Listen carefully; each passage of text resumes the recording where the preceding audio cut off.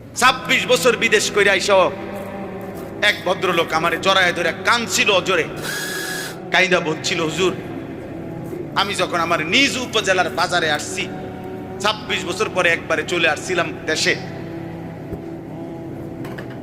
আমার বিবিরে নিয়ে বাজারে গেছি, পুরা বাজারের একটা রিক্সার ড্রাইভার পর্যন্ত, অটোর ড্রাইভার আমারে দেখায় কইডা ওই তাইর জামাই।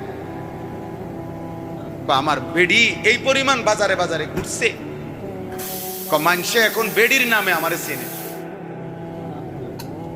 তাইর জামাই।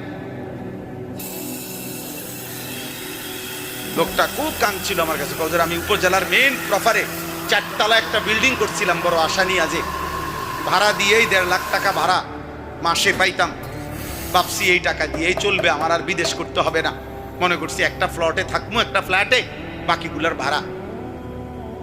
লজ্জায় মানুষের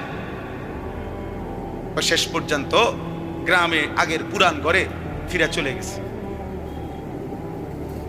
কি ভাই